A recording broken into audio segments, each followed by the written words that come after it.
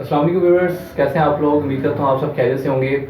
Viewers, कल हमने जो डिस्कस किया था उसमें हमने फर्स्ट पोर्शन जो था अपना टॉपिक 2 जो था उसको हमने कवर किया था कि हमारे पास जो डिवीजन्स हैं बायोलॉजी की वो कितनी हैं। तो वो हमारे पास 3 डिवीजन्स थी जिसमें जोलॉजी, बॉटनी और माइक्रोबायोलॉजी को हमने डिस्कस किया। देन हमने ब्रांचेस को स्टार्ट किया और अराउंड अबाउट 4 to 5 ब्रांचेस जो हैं वो हमने देखी थी अपने प्रीवियस टॉपिक के अंदर। अब जो हमारा टॉपिक है उसमें हम अपनी फर्दर जो एक्सप्लेनेशन है उसको स्टार्ट करेंगे, कंटिन्यू करेंगे। वो हमारा होगा ब्रांचेस के ऊपर, जो हमारे रिमेनिंग पोर्शन जो है वो बाकी रह गया था। अब उसमें सबसे पहले अगर हम ब्रांचेस में देखें तो हमारे पास जो हमने प्रीवियसली डिस्कस कर ली उनसे आगे अब हम चलेंगे। तो इसमें हमारे पास फर्स्टली है genetics. Genetics is the main branch of biology. Genetics के अंदर आप स्टडी करते हैं जीन्स के बारे में, and genes are the part of DNA. आपका जो डीएनए है उसके अंदर थाउजेंड्स ऑफ जीन्स मौजूद हैं, और अगर आप इनकी स्टडी करें तो वो आपका क्या होगा, जेनेटिक्स। आप जेनेटिक्स में एक्चुअली आप खाली जीन्स की स्टडी ही नहीं करते, आप जेनेटिक्स में जो जीन्स हैं उनका एक्सप्रेशन चेक करेंगे, आपकी जेनेटिक पॉपुलेशन जो है। जैसे फॉर एग्जांपल आपने सुना होगा कि कुछ डिजीजेस जो हैं वो जेनेटिकली भी होती हैं, जैसे मोस्टली डायबिटीज़ जो है वो जेनेटिक डिसऑर्डर है, और मैनी अदर डिजीजेस जो हैं वो जेनेटिकली होती हैं। तो वो सारी जो है वो जेनेटिक्स है। तो इन चीज़ों की जो स्टडी है वो आपका क्या होगा, जेनेटिक्स होगा। देन आपके पास है taxonomy. And what is taxonomy? Taxonomy actually एक ऐसी साइंस है जिसमें आप नेमिंग करते हैं। जैसे हमारे पास डिफरेंट स्पीशीज़ हैं इंडिविजुअल्स की। अगर आप ह्यूमन बीइंग की बात करें तो वो एक अलग कैटेगरी की स्पीशीज़ हैं, और डिफरेंट टाइप्स की डिफरेंट स्पीशीज़ हैं। मिलियंस ऑफ स्पीशीज़ जो है वो इस टाइम एग्जिस्ट करती हैं बायोलॉजी के अंदर, जो आपकी अर्थ है उस पर। तो अब हर एक की जो नेमिंग है वो डिफरेंट है। जैसे फॉर एग्जांपल हमारे पास अगर ह्यूमन बींग्स की बात करें तो उनका जो साइंटिफिक नेम है वो होमो सैपियंस है। तो this one is the scientific name. तो ये सारा जो होगा ये टैक्सोनॉमी के अंदर आएगा। इसके बाद थर्डली हमारे पास जो है immunology. Immunology and what is immunology? यहां पर एक वर्ड आपके पास है immune. This one is immune. And what is immune? Actually immune word जो है वो लिया गया आपकी इम्यूनिटी से।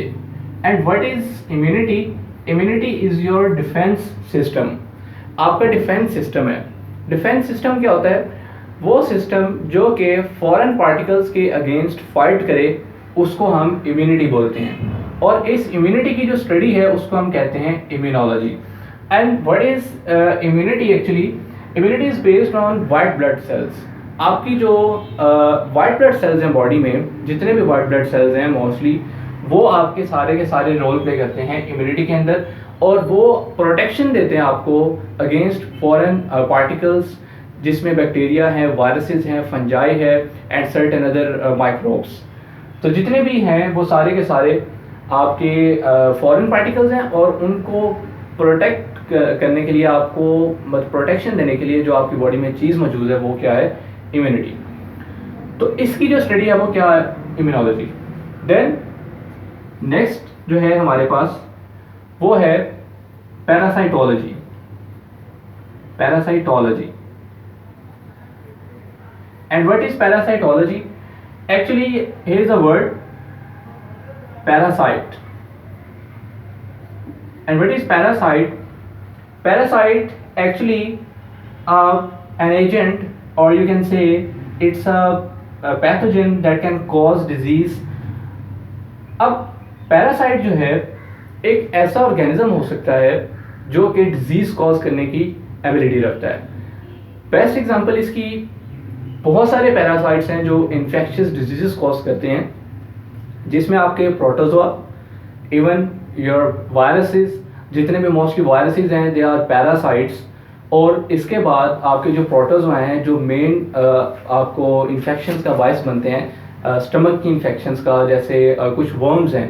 तो स्टमक के अंदर जो वर्म्स हैं जैसे हुक वर्म है, लिवर फ्लूक है, दीज ऑल आर पैरासाइट्स, और पैरासाइट्स जो हैं उनके पास डिजीज कॉज करने की एबिलिटी होती है। तो जब आप पैरासाइट्स को स्टडी करें, उनका मोड ऑफ एक्शन और उनका जो मोड ऑफ ट्रांसमिशन है उसको स्टडी करें, तो वो आपके पास क्या होगी, वो होगी parasitology. Then you have entomology. Entomology actually यहाँ पर है वर्ड इंटो। यहाँ पर जो स्टडी हम करेंगे वो करेंगे इंसेक्ट्स के बारे में। Insects, the study of insects is called entomology. अब यहाँ पर जो इंसेक्ट्स की स्टडी करते हैं जो साइंटिस्ट, उनको हम इंटोमोलॉजिस्ट बोलते हैं कि इंटोमोलॉजिस्ट जो हैं वो स्टडी करते हैं इंसेक्ट्स को। अब इंसेक्ट्स क्या हैं वो आपको पता है कि व्हाट आर इंसेक्ट्स। हमारे पास डिफरेंट छोटे किस्म के जो ऑर्गेनिजम्स हैं, स्मॉलर ऑर्गेनिजम्स, उनको हम इंसेक्ट्स बोलते हैं, जैसे फ्लाइज वगैरह या मैनी अदर मॉस्किटोज वगैरह। तो दीज आर इंसेक्ट्स एक्चुअली। तो इनकी जो स्टडी है वो इंटोमोलॉजी है। और इंटोमोलॉजी क्यों ज़रूरी है?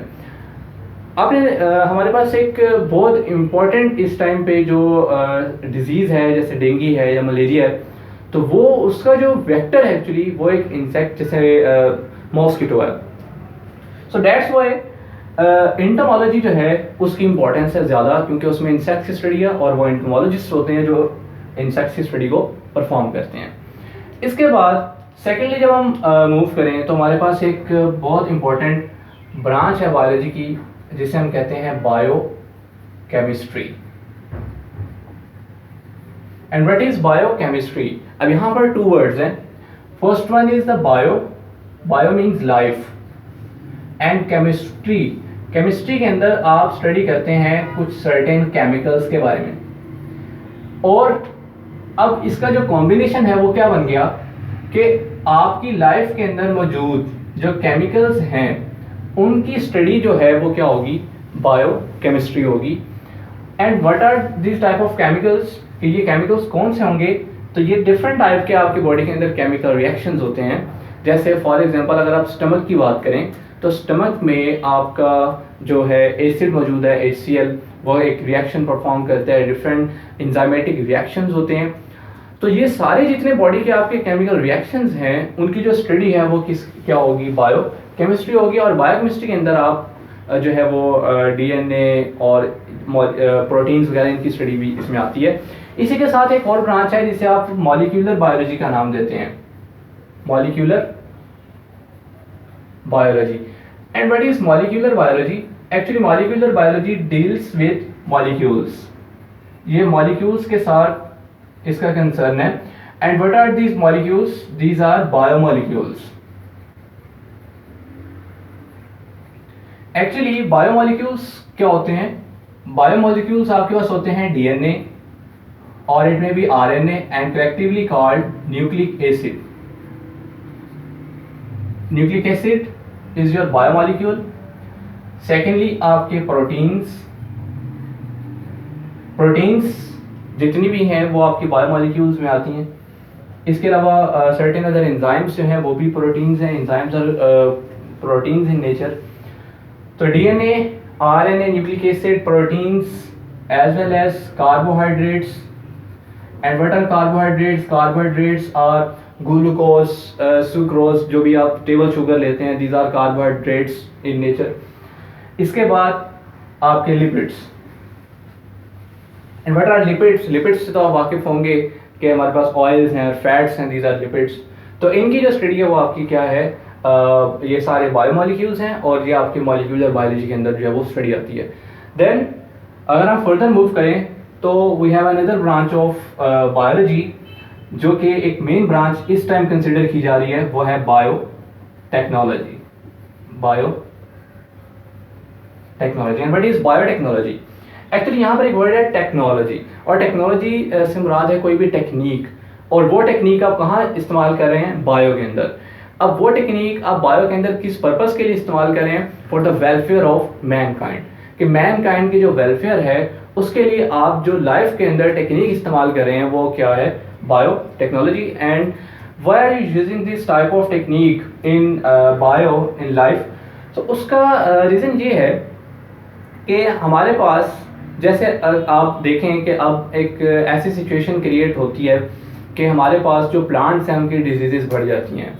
हमारे पास इस टाइम पे जो हमारा जो आप समझ लें कि जो एस्टिमेटेड एज है वो भी कम है। हमें फूड क्वालिटी बेहतर चाहिए, हमें प्लांट्स की ग्रोथ, प्लांट्स की जो हमारे पास पूरा जो यील्ड है उनसे जो मिलती है वो हमें प्रॉपर चाहिए, गुड चाहिए। तो इन सारी चीज़ों को इन्हांस करने के लिए, बूस्ट करने के लिए हम जो टेक्निक यूज़ करते हैं वो हमारे पास क्या है, बायो टेक्नोलॉजी। तो ये हमारे पास एक मेन इसकी साइंस आ जाती है। तो these are some important fields जिसमें हम ये स्टडी करते हैं। इसके बाद हमारे पास कुछ और ब्रांचेस भी हैं बायोलॉजी की। जैसे फॉर एग्जांपल हमारे पास एक है मैरीन बायोलॉजी, ठीक है, और एक है fresh water biology. What is marine and fresh water biology?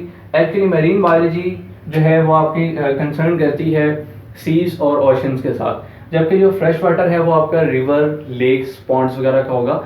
तो वो लाइफ जो आपके रिवर्स में होगी, पॉन्ड्स में, लेक्स वगैरह में होगी, वो फ्रेश वाटर लाइफ होगी। जो आपके सीज और ओशन में होगी वो मैरीन लाइफ होगी। उनका आपस में जो बिहेवियर है वो यहाँ पर है। अच्छा, अब इसके बाद एक और हमारे पास है जिसे हम कहते हैं environmental biology. Environmental biology and what is environmental biology? Actually environmental biology जो है वो आपके इन्वायरमेंट को लेके चलती है। जैसे फॉर एग्जांपल आप इस इन्वायरमेंट में रहते हैं। अब आप जिस इन्वायरमेंट में रहते हैं आपकी इंटरेक्शंस कुछ दूसरी स्पीशीज के साथ भी हैं। आप खुद एक स्पीशीज हैं और आपकी इंटरेक्शंस कुछ दूसरे स्पीशीज के साथ भी हैं, कुछ दूसरे ग्रुप के जो मेंबर्स हैं उनके साथ भी है। तो आपकी जो इंटरेक्शन आपके इन्वायरमेंट के साथ है वो स्टडी आपकी इन्वायरमेंटल बायोलॉजी है, और इसे एक और नेम से भी हम मतलब डिनोट करते हैं, वो है इकोलॉजी। ठीक है, and what is ecology? Ecology is also study of environmental biology. मतलब इन्वायरमेंट की आप स्टडी करते हैं इसमें। यहाँ पर इन्वायरमेंटल बायोलॉजी है कि आप जो इन्वायरमेंट है उसमें मौजूद स्पीशीज के इंट्रैक्शन जो है इन्वायरमेंट के साथ उसको स्टडी करेंगे। एंड द इकोलॉजी जो है वो एक सेपरेट आपके पास है जिसमें आप जिस इन्वायरमेंट जो है उसकी स्टडी करेंगे। इसके बाद हमारे पास होती है सोशल बायोलॉजी या सोशल बायोलॉजी भी इसे कहते हैं। इसमें हम ह्यूमन बीइंग का जो सोशल बिहेवियर होता है उसके बारे में स्टडी करते हैं कि उसका जो जिस सोसाइटी में वो मौजूद है उसका सोशल बिहेवियर जो है वो क्या है। तो वो जो सोशल बिहेवियर है किसी भी स्पीशीज का वो हम जो स्टडी करते हैं वो किस में करते हैं, सोशल बायोलॉजी में, या सोशल बायोलॉजी इसको हम नाम देते हैं। तो स्टूडेंट्स ये हमारे पास कुछ ब्रांचेस जो हैं वो रिमेनिंग रह गई थी, जो कि कल वाले टॉपिक को हमने डिवाइड किया था, और ये हमने ये वाला टॉपिक आज जो है उसका सेकंड पोर्शन जो है वो कंप्लीट करके अब डिवीजन्स और ब्रांचेस हमारी जो है वो कंप्लीट हो गई। तो स्टूडेंट्स आखिरी में एक बात ये कहूँगा कि हमारे चैनल को लाजमी सब्सक्राइब करें और ज़्यादा से ज़्यादा इसको वॉच करें ताकि हमारी जितनी भी इंफॉर्मेटिव वीडियोज़ हैं वो आप तक ईजिली पहुँचें और आप उससे जो है वो इन्फॉर्मेशन गेन कर सकें। अल्लाह हाफिज़।